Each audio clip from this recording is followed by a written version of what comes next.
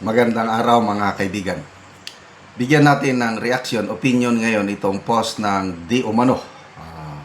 Ito po yung pahayag, reaction ni Congressman Paulo Duterte doon sa rejection ng ICC sa interim release ni Tatay Digong. Ito, title, Their love for him will grow bigger. Davao City 1st District Representative Paulo Duterte condemned the International Criminal Court's decision to deny former President Rodrigo Duterte's interim release. Ito ang sabi niya, "This decision is a gross and disgraceful miscarriage of justice. It is not law, it is a political theater." Yan ang kanyang post sa kanyang Facebook. Representative Duterte defended his father, emphasizing that the 80-year-old former president poses no threat of fleeing the country and continues to be loved by Filipinos. He described the case as a form of political persecution, saying his father would have wanted nothing more but to stay in the Philippines for as long as his creator permit him. In the same statement, Duterte accused the CIA, Central Intelligence Agency ng United States, of being involved in what he called his father's kidnapping, vowing accountability for those responsible. Ito ang sabi niya, "To all kidnappers of my father, I will make sure that you will pay for this crime that you have committed." To the CIA, who connived in this criminal act, my father's kidnapping will not silence him. As a matter of fact, you might just have helped in making him a martyr.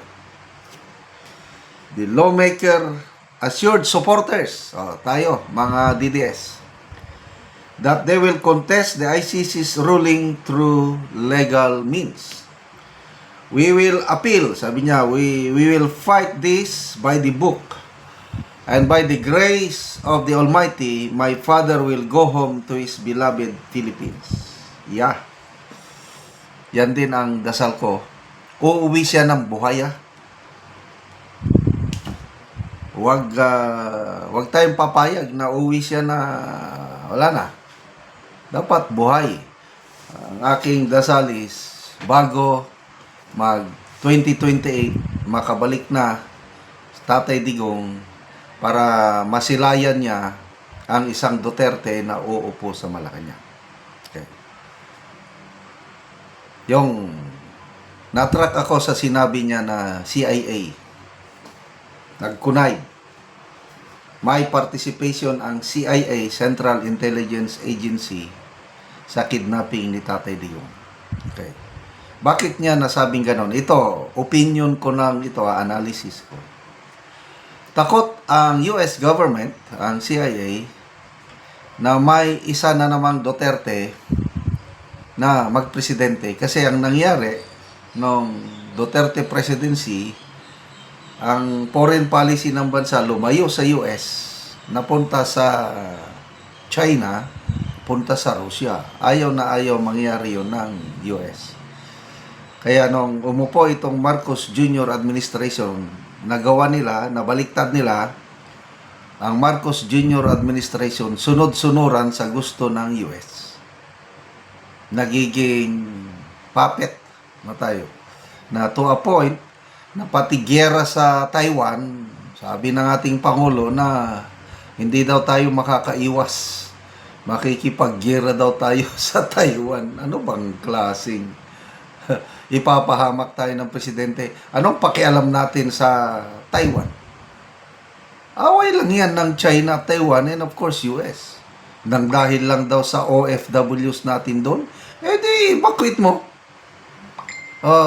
Mga kapit bansa natin, example, Vietnam, Indonesia, Thailand, mas marami pa nga ang OFWs ng Vietnam and I think Indonesia, mas marami. Ang OFWs nila, hindi OFWs, mga citizens nila sa Taiwan kaysa sa atin. Sila hindi naman nakikipagyera. Bakit ka makipagyera? But anyway, ayun na, nakita mo na nagiging gusto ng Amerika proxy war. Tayo ang isabak nila sa gyera sa Taiwan with China. So ito, CIA, takot na takot yan. US government, takot na takot na maging presidente si BP Sara sa 2028. But let's face it, lahat gagawin ng administrasyong ito para pigilan ang pagtakbo ni BP Sara sa 2028. Kaya may plan A, plan B, plan C. To me, kahit anong plano yan, hindi magsasucceed. Bakit? I believe it's destiny. Na nakikita ko, ang Diyos ang gagawa ng paraan para maging presidente si BP Sara.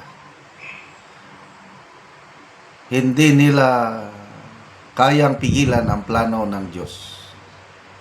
Kaya nga, failure yung plan A nila. Plan B nila ng impeachment, susubukan ulit next year.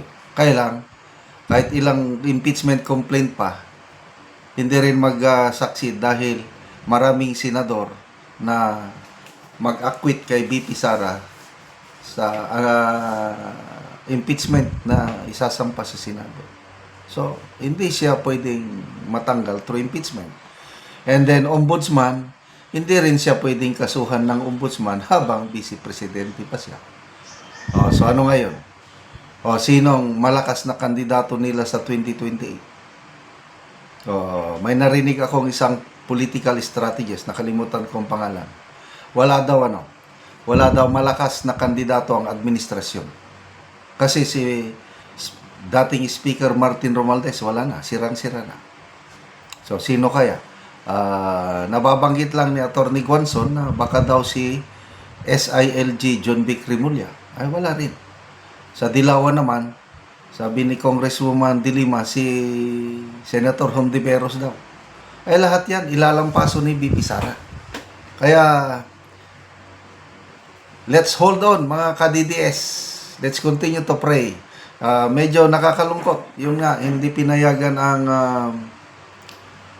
interim release ni Tatay Digong, but God, in His own time, let's trust God na makakabalik ng buhay ang ating Tatay Digong dito sa Pilipinas. Salamat sa inyong pagsubaybay, mga kaibigan, sa channel nito. Nakakatulong kayo ng malaki sa tribong Talanding ng Bukidnon. Ang sweldo natin sa channel nito, pantulong po sa tribo. Namimigay tayo ng livelihood assistance sa kanila, nagpapatanim ng saging lakatan at Arabica coffee. Panoorin nyo ang video nito. So, maing buntag na ako karon dere sa area ni Dudong Gamay kay mag-abono siya sa iyang kape nga nagduha na ka bulan karong adlaw. So mag-abono na siya sa iyang kape nga nagduha na ka bulan.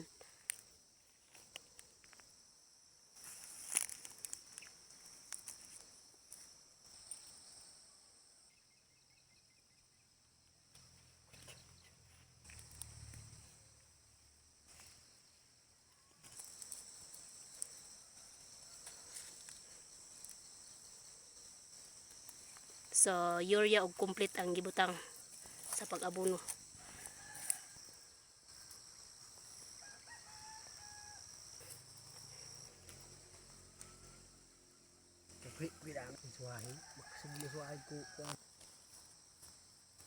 Sa 29 sila ka pamilya ang nananom, so nagkabatog 12,105 ka seedling ang ilang natanom.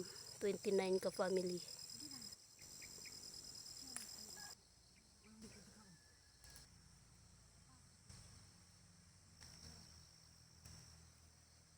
So manaman og abono, so mag-spray na pud sila. Kani ang ilang kape 300 ka punuan kini.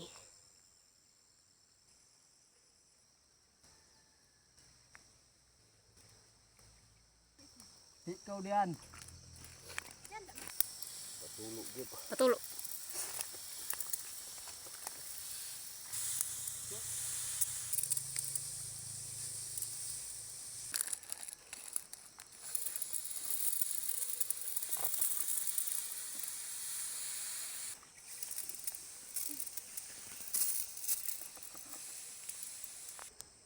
Sala Ginoo ug nagatabang.